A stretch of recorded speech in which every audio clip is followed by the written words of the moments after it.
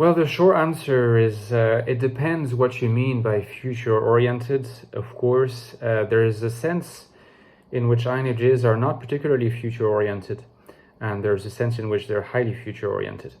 So perhaps we'll begin by the sense in which INFJs are not particularly future-oriented. The idea that, you know, an INFJ would be always busy kind of being in touch with friends or with family, or just themselves planning things for the future.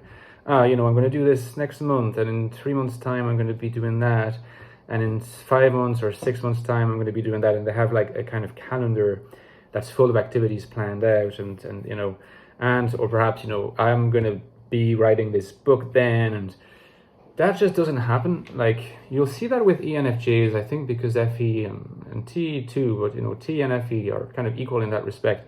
They like to sort of plan things out across the year or across a few years' time. So it's funnily enough, I think when you're PI dominant, so you know, but particularly an NI dominance, you don't seem to like doing that. You know, it's not something I've observed. So I'd say no, INFJs don't do that. It stresses them out, in fact. In the same way, or actually in a different sense of future-oriented that INFJs are not either, or at least not particularly, is you know, loving to think about what could be accomplished in the future in terms of technology, or, you know, there's all this literature that's obsessed with like future science, future kind of society, like love creating lots of different hypotheses for what's going to happen.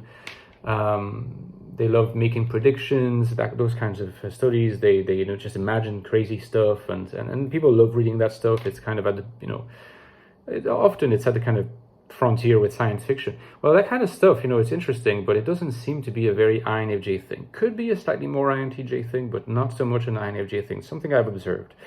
The way in which INFJs are, in fact, very future oriented, but you know, it's quite a specific sense. It's that INFJs always need to have a sense of being projected into something. So they might lead their everyday lives in a way that looks, from an external observer, from a third party's point of view, it might look like stasis. It might look like they're not actually doing much. They spend a lot of time by themselves. They have their little habits, their little routines, because these habits and routines are important to INFJs, like they're important for a lot of people, but INFJs like these things. It's not just an SI thing, you know, this is one of the cliches that, you know, ought to be debunked, and I think they have gotten more or less debunked over time.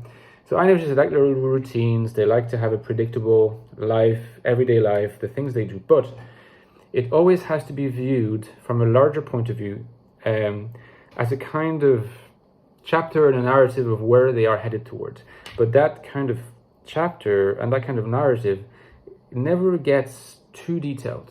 It certainly doesn't get to the level of detail of the T dominance and FE dominance we talked about earlier, where they're like calendars full of things to do, and you know, for the next year or 2 years, and they love that. I need to stress them out, and it's not precise enough to also be part of that kind of frontier science fiction stuff, you know, that you see other types doing.